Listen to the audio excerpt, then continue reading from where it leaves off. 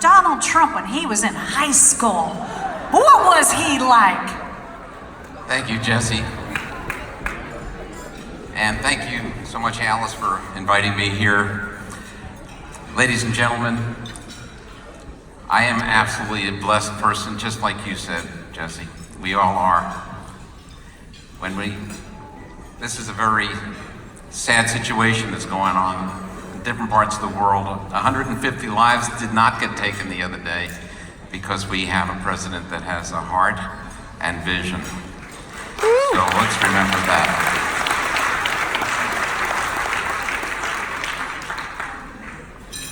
I remember the day after his inauguration, there was marches and there were people saying that Donald Trump is not my president.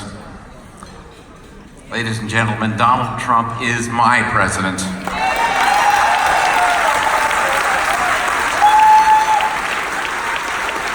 He's your president.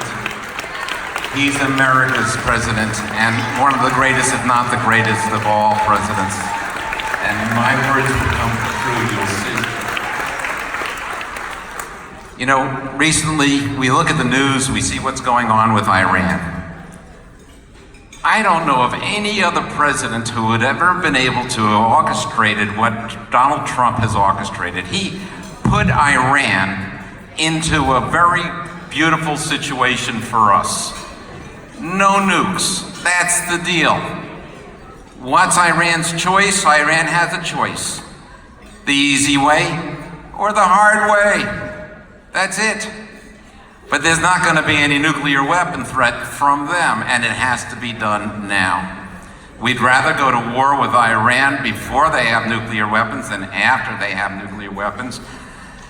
It has to be taken care of, and this is a man who understands what he needs to do. But where did all this come from?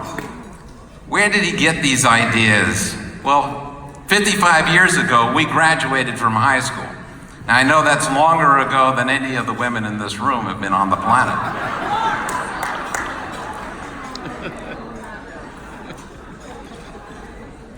The fact of the matter is, this is what we were taught. He was taught in his first year at New York Military Academy, you got a choice. You're gonna march, you're gonna be clean, you're gonna be sued for inspections, you're going to be trained, and you're going to do it our way, and you have a choice. It's the easy way, or it's the hard way. And that's what Donald Trump learned. He learned then how to color between the lines, how to be law-abiding, how to follow through and do what you need to do and accomplish things within that space. And this is a man who not only learned to color between the lines, he learned how to build skyscrapers between the lines. When I found out that the Mueller report was going to be coming out, which we all have been waiting for, I had no doubt, and I put it in my posts. I knew for a fact they would find nothing. How do I know that they would find nothing? It's because Donald Trump is law-abiding. The people who thought that they had some kind of insurance policy, do you all know about the insurance policy? Am I telling anybody here anything new? Well, where would they get it in their heads that they have the insurance policy? If we can penetrate his campaign, if we can start looking at this man really carefully, get his 1.5 million documents, really take a good look at this man, we're gonna find dirt. And how do they know? George Bernard Shaw said, the punishment of a liar is not in the least that he cannot be believed, but rather that he cannot believe others. We look at this world through our own spectrum.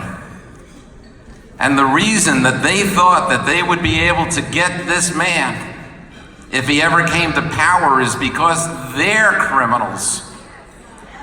And believe me, the die is cast.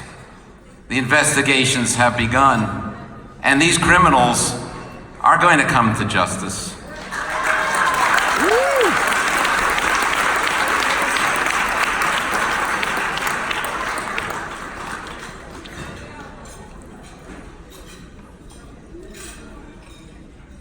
You guys probably want to know a little bit about Donald Trump. I mean, I got activated. I got active. I became active when they were calling him a bully and when they called him a bigot. Because I know this man. We were 17 years old together. He was my captain. I was his platoon sergeant.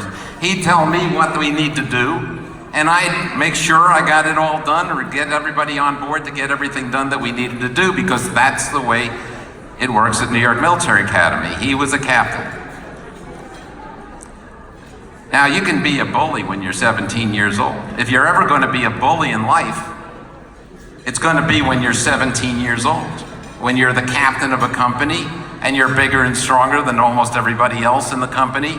If you're going to be a bully, that's when you're going to do it. I've seen captains of some of the companies go up to men in formation or boys in formation and hit them with their knee in a place that I can't describe right now.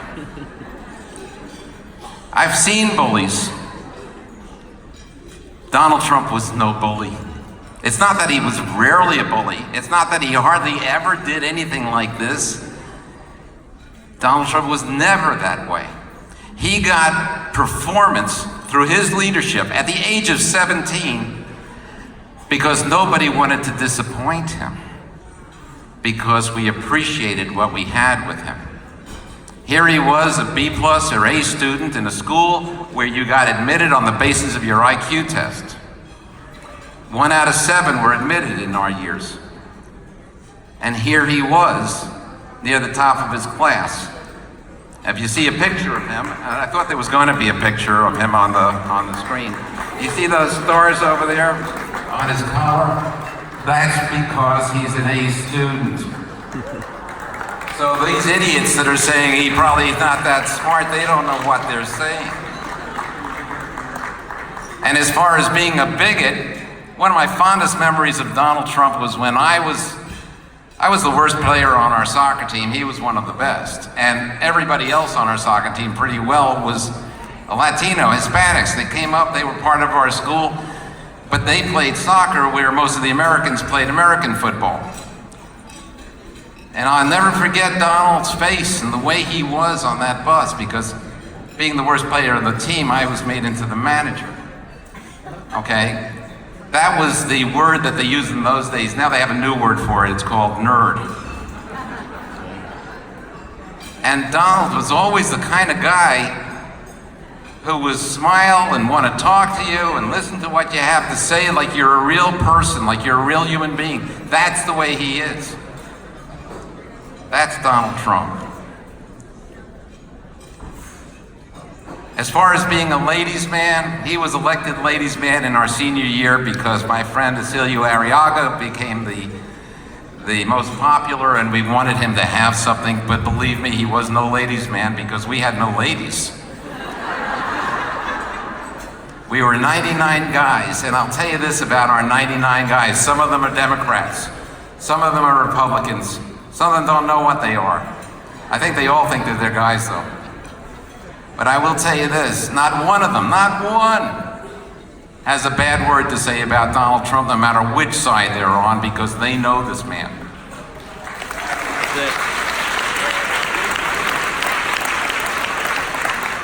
You don't know anybody till you live with him, and we lived with him. Peter.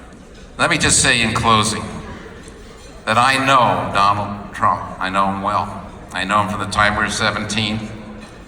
It's not like we go and chat, you know, I say hello, and we wish each other well in these days. But I trust him. I trust Donald Trump with my life. I trust Donald Trump with your lives. I trust Donald Trump with America and all that stands for. And thank God that we have Donald Trump in our lives to take over and run this country. Thank you so much for your time. Thank you so much. So I don't know how many of you ladies were over here thinking to yourself,